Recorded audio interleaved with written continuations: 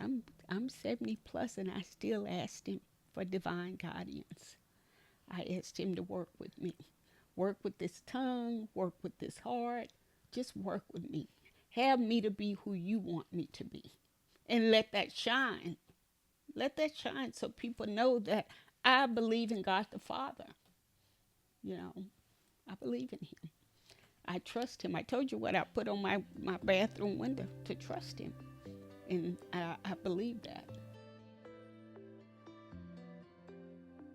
Hey, friends, I'm Ashley White, the host of Joy on the Journey podcast, a weekly podcast all about defining, finding, and maintaining joy on the journey of life. I am so excited that today's guest is Dr. Linda Bell Robinson.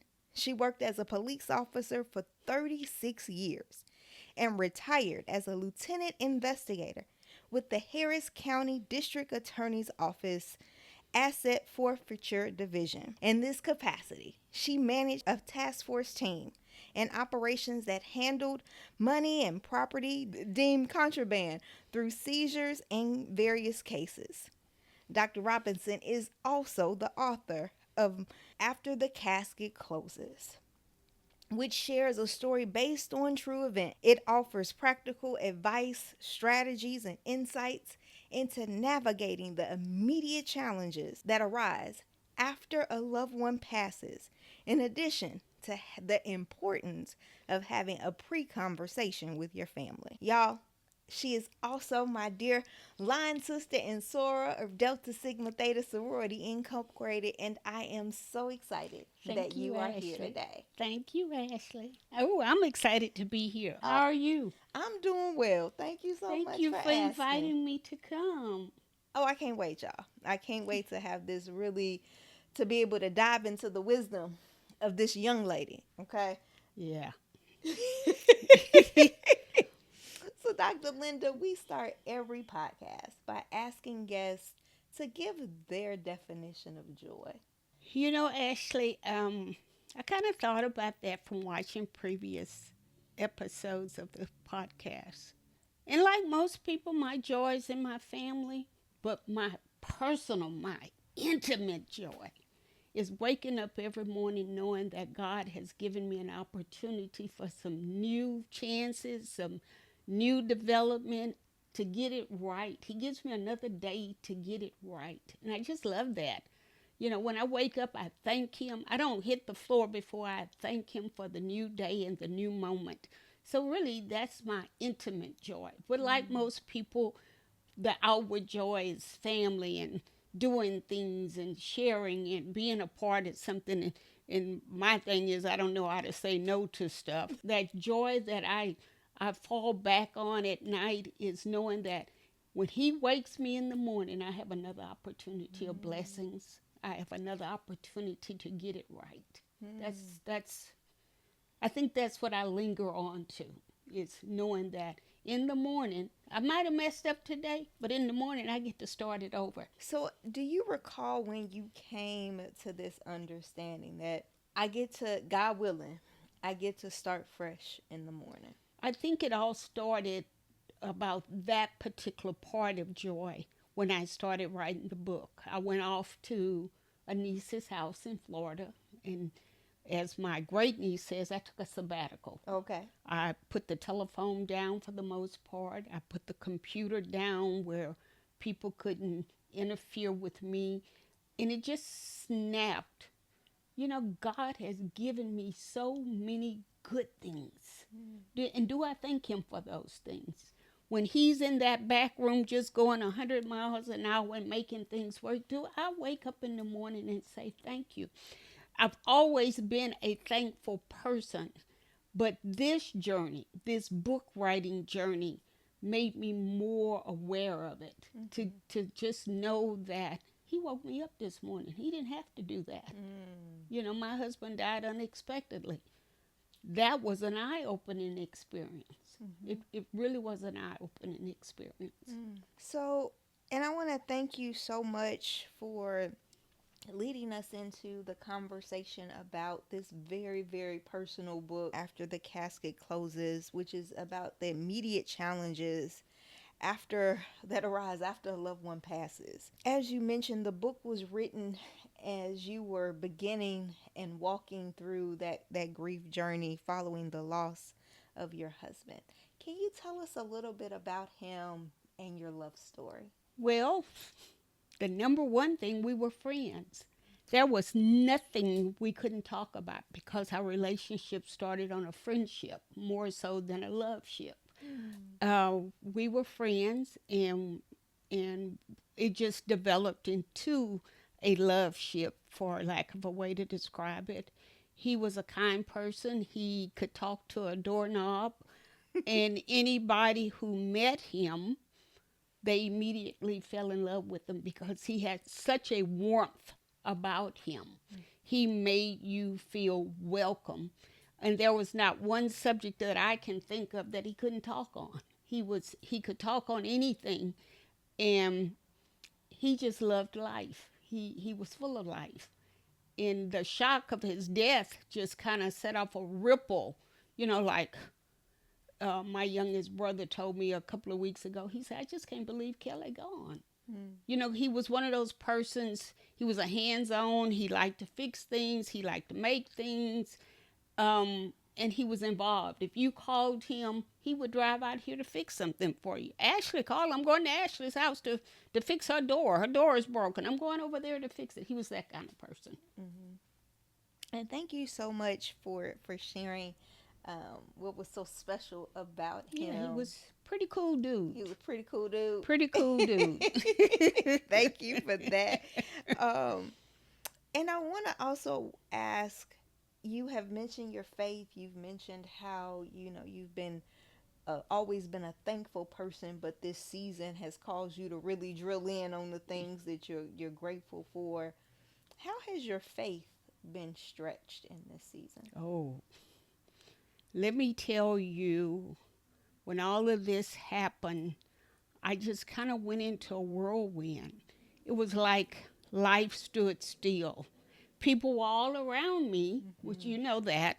People were coming, they were going, but it was like, I don't hear anything you're saying. My world literally came to a halt. He was my friend.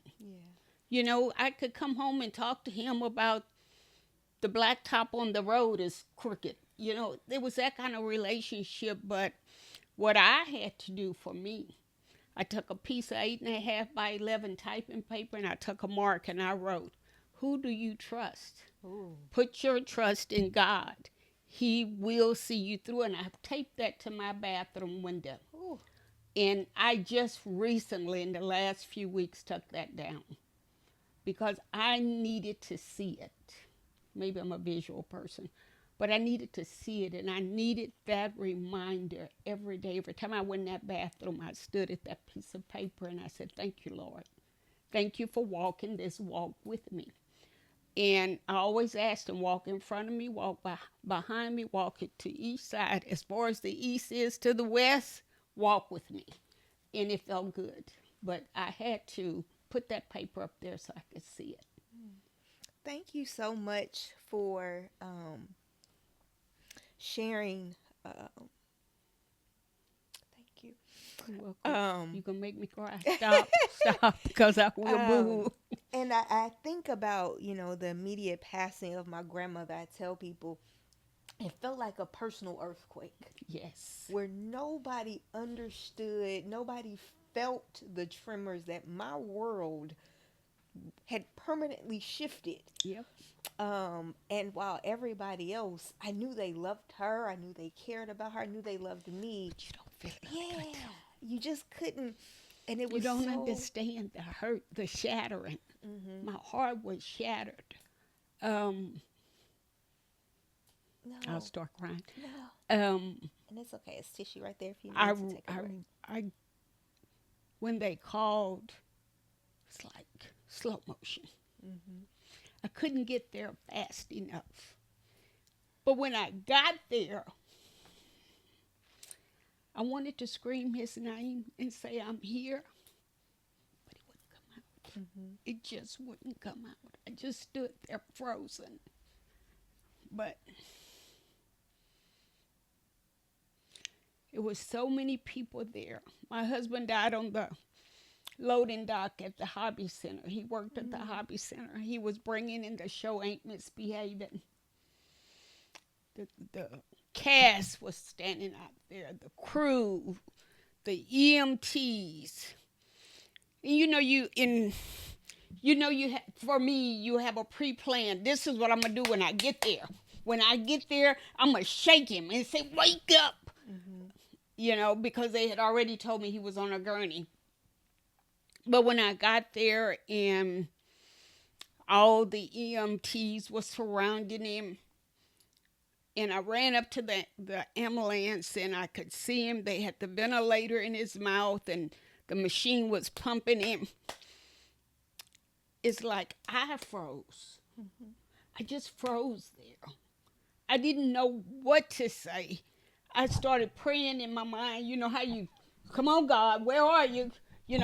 I was praying in my mind, but nothing was coming out of my mouth, if that makes sense to you. And one of the guys said, "Are you his wife?" I said, "Yes." He said, "We're going to go to the hospital now."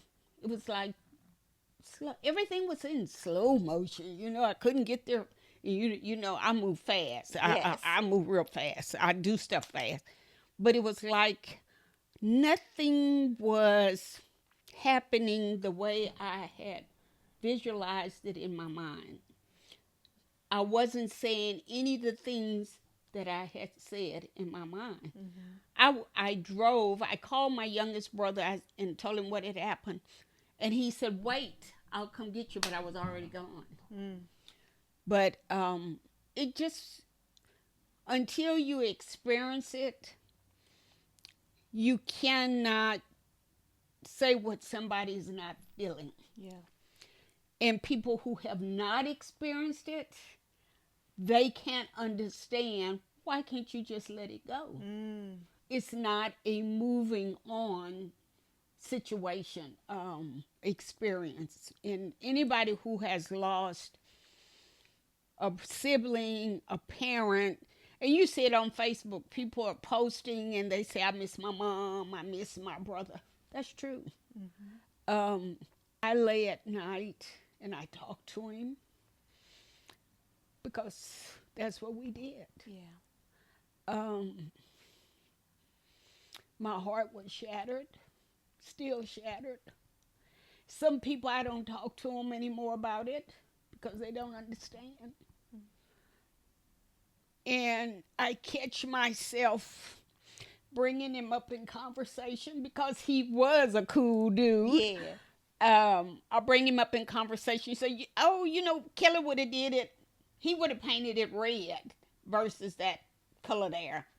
But I catch myself backing up because people really, if they've not experienced the loss of someone intimately with them, somebody who was their friend, you seen the show The Fast and the Fury when the young man passed away, and that song they sang, "When I see you again, I'll tell you what happened." That's me. Another thing, I'm able to move on now because I think about when I get to heaven, I'm going to see my family, but Kelly's going to be standing there waiting on me. I know that. That has helped me, and I am so emotional right now. That has helped me move forward to know that he's going to be standing there. Yeah. And I'm going to thump him. I got that in my mind, to thump him, because if you were sick, why didn't you tell me you were sick? He had a massive heart attack. Wow. Never complained. Walked out the door that morning and said, "I'll see you about 8:30, 9 o'clock. We ate late dinners. We watched movies. I have 2 sofas in my den, my family room. He would get on one of the sofas. I'd get on the other one. We'd go to sleep. 3 or 4 o'clock in the morning, turn TV off and go get into bed. Or sometimes we just slept there. Mm-hmm. I miss that. Yeah. I truly miss that. Yeah. And every Monday, we would go see his mom. His mom has dementia, but we would go see her and we go eat lunch. My sister was kind enough this past Monday to take me because I hadn't been to a restaurant in a setting where I was just able to relax. I've been to restaurants for meetings and stuff, but we just went and ate just because, and it was a good feeling. Mm. And again, thank you so much. I'm sorry, I'm No, you emotional. are okay. You are okay. As I mentioned, the podcast is all about women's journeys It's a journey. and where you are and wherever you are in whatever season you want to share. And I want to thank you because as Christians, right, sometimes the image of grief is this stoic, you Mm-hmm. know, everything is going to be okay because I will see him on the other side. And Yeah, and that is very true. yeah, Absolutely true. But what people don't share is the waves of emotion that come and it yes. hits you when you smell a cologne and you go, "Oh, Driving down the freeway, yeah." and you go because you think about something, or you walk in the closet and you see a cufflink. It just sets it off. It's the grief is a roller coaster, and it doesn't have a defined moment Mm-hmm. to hit you. Mm-hmm. Um, I don't know if you know this. I lost my brother in February. I lost my sister-in-law of 59 years in August. I lost Kelly in September. I lost a nephew-in-law that January. Mm. I have a niece who's in her 40s, lost her husband, and has two small kids.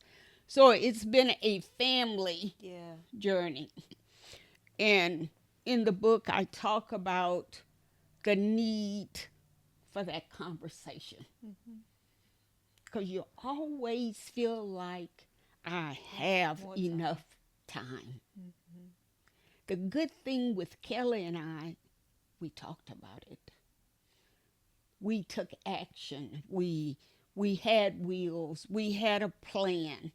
But no matter what plan you have, there's always something that wasn't in the plan. Mm-hmm. And we never talked about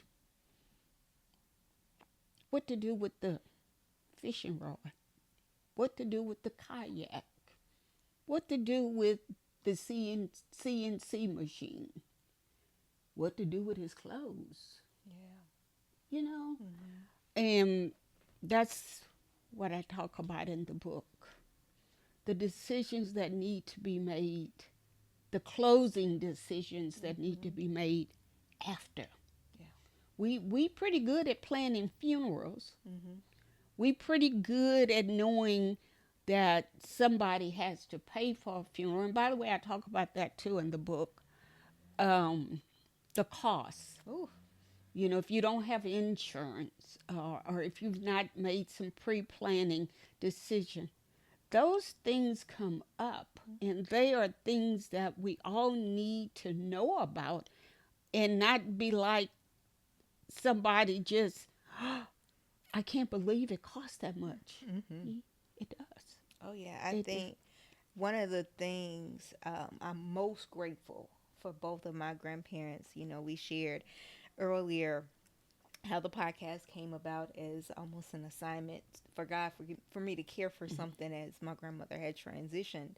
And I was so grateful and remain grateful to my grandparents because of their stewardship, Mm-hmm. that there were things that I didn't have to consider Yeah, because it was already done. And their needs and their desires for how they wanted the service to flow. that's very important. And I find some people never have that conversation. Mm-hmm. They don't have any clue whether we did an organ donation. we don't normally talk about donating our organs. We Because of the way Kelly died, the ME's office was involved because he died at work. Mm-hmm. And of course, they took the body immediately. And it was several days, before we got the body back. So some of his vital organs, kidneys, heart, we couldn't harvest. Um, but we were able to save his corneas and donate them to somebody. And that's not something that normally comes up in conversation, but just knowing his personality, I knew he would be excited to know that he could save someone's sight. Mm. So I'll prove that. So that's a conversation that we need to have. Do you want to do that? Would you want me to do that? Should I cremate you or should I bury you? Those are not conversations that a lot of us have, and those are things that I talk about in the book. And I just know that I felt that we planned well, Mm-hmm. but so many things came up after. Um, I'll share this because this is a good one for people like me. Kelly and I had been together 27 years, but I had never used his last name of Morgan because when we got together, I was already pretty established as Linda Bell Robinson. Mm-hmm. When all of this happened in my state of silliness, I guess, my state of grief, at the funeral home, they asked you, what name do you want on the death certificate? She said, is Linda Morgan the name you want on the death certificate? I said, oh, yeah, that's fine. Mm-hmm. Well, about 30 days later, when the death certificate arrived, it was not fine because insurance wants a death certificate to match the Your legal name. identification. Mm-hmm. And I had Linda Bell Robinson, but I have this wonderful attorney named Siobhan Carr. Yeah. She said, I can work it, Miss Linda. Don't worry about it. Because I freaked out. I just freaked out. Um, and that's another thing, you got to have insurance to pay for the funeral. And you're going to either sign the insurance policy over to them or you're going to have cash money to pay them. So with this death certificate issue, I was fortunate enough to pay him, but I still had the insurance policies that, and his retirement and all of this stuff. Just turning the cell phone off became something. You gotta, you have some companies you gotta get on the phone and you wait 30 minutes for somebody to answer to tell you got the wrong extension. You need to go to this extension. So it's things like that that I talk about in the book. Mm-hmm. The things that happen after the casket closes and you're trying to move on, especially with a spouse or a parent or somebody that you're intimately involved with, those people whose estate you have to close out. Yeah. And a lot of people don't think about that. Yeah, I think I know this to be true. It's the business of life and death, right? Yes. Like you understand when someone is having a baby. You understand the medical bills and all of that is going to come along with birthing a child. For some reason, our nature, our minds don't let us naturally think about the same expenses with death. And it can be, that's why I just strongly advocate for families to have the conversation and then do the work, not just have the conversation, but let's go as sometimes as morbid as it can be to go into a funeral home in advance, but it gives such peace to your family. Yes.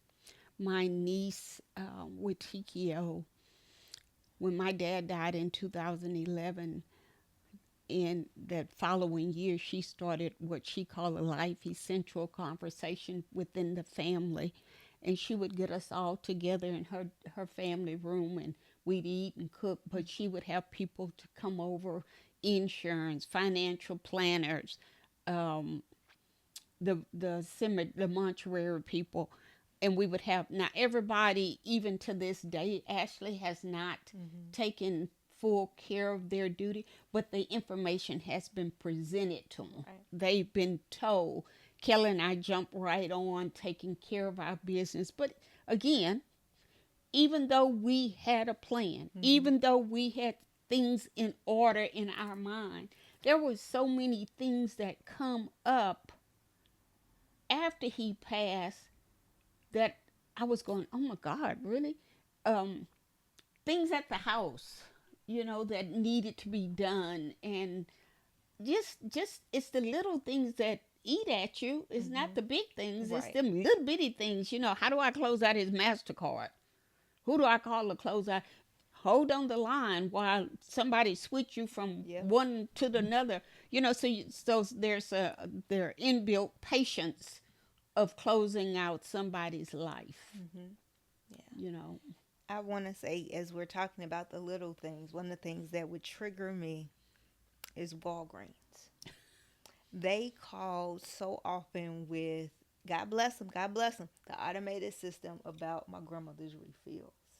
And for weeks, I would see the number. I knew exactly what they were calling about, but I couldn't stay on the hold long enough to tell someone else. It was just like, I can't say this to anyone else. And so I want to publicly thank our line sister Nicole, who is a pharmacist at Walgreens, and she saw a post and she's just give me your grandmother's name and birth date. I'll take care of it. You won't get another Yes. call. So Yes. it is also incumbent upon us as we're walking through this grieving season to share with our community, to share so that they can support and uplift us. You mentioned Siobhan Carr, who was also our family's probate attorney, who just don't worry about it. I'll take Don't worry care of about it. I got it. it. So it is, I called her in a panic. yeah, so important to Yeah. have people that uplift you. Um, how important has your community been, your family, your friends throughout this season? Oh, very important. Even though I didn't always hear what they were saying because I was in that trance, it was just good to know that they were there. And I mean, literally there. And our line sisters, they just sit down, Miss Linda. We got this. Go sit down. We gonna handle this. And I can't thank them enough for that. And that's another thing. A lot of people don't have a village Mm-hmm. to support them. You have to have somebody that you can talk to at the midnight hour when you're just really having a moment, and you have to have that village to come and support you. And boy, did I have a village. I mean, and I'm sure other people. I want to think that I'm the only somebody that has gone through this, but there are millions of people who experience the loss of a loved one who may not have a village. Mm-hmm. And it's good to be able to talk to somebody else, especially somebody else who has an understanding and patience with you. Like I say, some folk, they get to the point where, okay, it's time for you to move on now. It's been a year, move on. Stop crying and move on. But it's really not that easy. Mm-hmm. But it's easier when you can talk to somebody and have a conversation about that person. Or you can write a book that provides therapeutic. You talk to the book as you're writing it and tearing up paper, but it's really nice to just know that people support you, that you can call on somebody and said, in our village, Mm-hmm.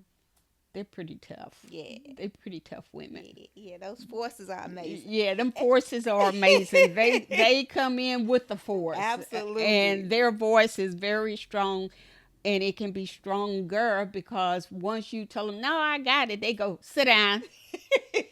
Just sit down. You don't have it. Bye. Go Yeah, sit down." yeah. So I can't thank them enough. And we had talked earlier that you wrote this book not as a more of a passion project, not something that really wanted to, you had a strong desire to hit the marketplace and sell, but for those that do are able to receive your passion project, your love story, and to families, what is one thing or the top three things you would love for someone to be able to take away after reading the book? Three things. One thing is to know that grief is real. The second thing is to know that you do need a village to get over that hill. And the third and most important thing, the most important thing is to have the conversation. Sit down and talk with your children, talk with your friends, talk with your family. This is what I would like if. Kelly died unexpectedly. Kelly left home at 7 o'clock in the morning. My expectation was to see him around 8:30 at night. You don't know what's promised to you, and you don't know if this afternoon is promised to you. So have that conversation, because it sure would make it a whole lot easier to know, do they want to be buried or do they want to be cremated? Mm-hmm. Do they Would they prefer not to donate organs, or would they prefer to donate organs? It's those kinds of things, and that's the things that some of us really do need to have the conversation about. Mm-hmm. Thank you so much, and I hope our audience will, if they take nothing from this, is Have the have the conversation. conversation. Have that conversation, because it will really, like you said about your grandparents, it really makes the grief journey a whole lot easier. Because Absolutely. when you wake up, there is a business side Mm-hmm. to the funeral, Mm-hmm. to the grief. And if you've not had the conversation, it just makes it that much harder. Yeah. Yeah, makes Yeah. it really difficult. I agree, and I think also I was telling my father lost his brother not that long ago suddenly, and I was telling my mom it's something totally different. Both of my grandparents, they labored in Mm. in in their in Alzheimer's, and so when God called them home, it was almost an immediate thank you, Lord. Mm-hmm. Yeah, But that sudden, I was telling her it's something totally different. about that sudden. Yeah. Yeah, it is. How have you taken advantage of any grief therapy or counseling or anything of that sort to help you navigate? I just been talking to people. I have a really good college friend who's a grief counselor, and she thinks she's slick. She'll call me and talk to me, and uh, Rhonda Miller is her name. Um, she's a grief counselor, and she'll call and strike up a conversation, and we'll talk about it. So, and then, I'm very active in my church. They all want to have a conversation. They want to know where you are and how are you doing. So it's been on that level, but no formalized professional counseling other than Rhonda, because she just want to be slick and call me and have that conversation. But it's been good, and my family is very tight knit. We talk about. I have some nieces who are just outstanding. Mm. They just, and my son and my nephew and all of them, uh, they just, we get together on Sundays. It's just that moment we talk about it, and the more you talk about it, the better you get at it. Mm. So when you don't talk about it, that's when it builds up. But yeah, we do a lot of talking That's about it. good. I Hmm. do agree. With being able to express or even talk about your loved one Hmm. is so comforting because that memory is like, oh, so you okay? Let me tell you about. Yeah, let me tell you what he did. Yeah, let Yeah, me tell you what he would have said. Let me tell yeah, you what she would have said. yeah, Or, oh, my grandmother would be laughing yeah. about this. My son said he was working on a project. He went, man, I wish Kelly was here because he'd have done finished this. I wouldn't be struggling. And I said, yeah, he would have done finished it and he'd have fixed it right. We have those kinds of conversation now. Yeah. We laugh about things. Um, we have a video. We have several videos, but we have one in particular where our grandson was cutting his hair during COVID, and grandson at the time was what 6, 7 years old, and he was cutting his hair on the back porch, and I said, "Ooh," I said, "You're gonna have a beautiful haircut, Papa." And Cameron shakes his head and he said, "I got it, Papa. I got it." So we have those kinds of Yeah. moments, and we get a lot of laughter out of it. And I think we're all moving forward. I'm pretty certain we're all moving forward because we know that's what we need to do.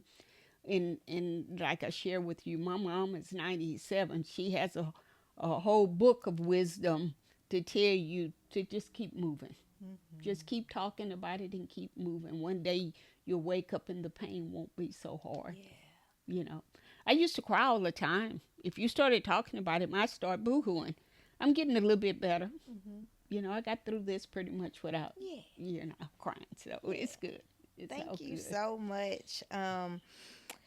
As a faith-filled woman, we talked earlier about she, turning 40 and turning 70, those still being markers in your life. Oh, yeah. Um, and so I am excited about this final phase of our interview, and it's the journey ahead. So, as a woman of faith, as someone who seeks the Lord for wisdom, would you dare share your hope for yourself, for your family over the next 5 years? Um, there's always a journey in my book. There's always a goal in my book. Um, you said I turned 40 and I asked the Lord, what is there for me to do? I asked him that every day at 70 plus. I'm not 70, I'm plus 70 70. plus. Um, there is always something to be done. My daily conversation is, Lord, let me be a good steward of your word. Send me where you want me to go and let me do the right thing when no one is looking. And I tell you, my intimate joy is waking up and knowing that I have a new day to get it right. Now, I can make up stuff for me to do. I'm real good at that. I can make up stuff for me to get involved in.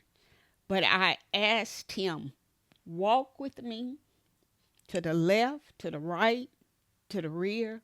As far as the east is away from the west, be with me. That's my whole goal now. Just be with me and use me the way that he wants to use me. Um, I'm relearning the Bible. I'm relearning scriptures. I don't know, memorize all of them well. Some I know from being a child, some I know from being a teenager, but I'm back 100% in the Bible study, and I've never left it, but I'm really focused now. Um, I just want God to use me where He want to use me. Miss Linda, thank you. I'm 70 plus, and I still asked Him for divine guidance. I asked Him to work with me, work with this tongue, work with this heart. Just work with me. Have me to be who You want me to be, and let that shine. Let that shine so people know that I believe in God the Father. You know, I believe in Him. I trust Him. I told you what I put on my bathroom window to trust Him. And I believe that. Thank you. You're welcome. Um, My man. pleasure. Ah, I tell the podcast, I do these sometimes for me, Yeah. because it is hearing people's stories and being able to glean the wisdom of someone who has done life and done life well and continues to lead with passion and courage, um, and be willing to share the highlights and every part of the journey so that we can glean understanding from you.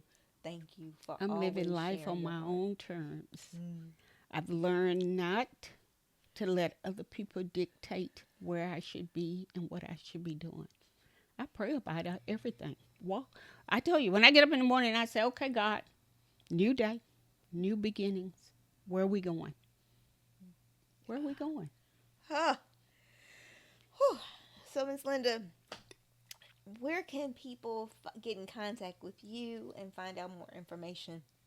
I'm on social media. I'm on Facebook. I'm on Instagram. Believe I'm not on TikTok. I haven't figured that out yet, but I'm working on it. But I'm on Instagram, and I am Linda Bell Robinson on each one of those formats. Um, you asked me about the book. I didn't do the book necessarily to sell it, but it will be on Amazon and for my friends and family because you need to know to have that conversation. It's not a real big book. It's only about 60 pages, 65 pages long, but there's a wealth of information in the book. Thank you. Thank you. Thank you. Y'all, this has been a blessing to me, and I hope it's a blessing to each of you. Please reach out to Miss Linda Bell Robinson on Facebook and on Instagram. Search on Amazon for After the Casket Closes. Please share, subscribe, comment. What was your most impactful takeaway from this episode? And until we gather again, may God increase your joy, grant you strength for the journey, and give you the courage to tell your story. Bye, friends.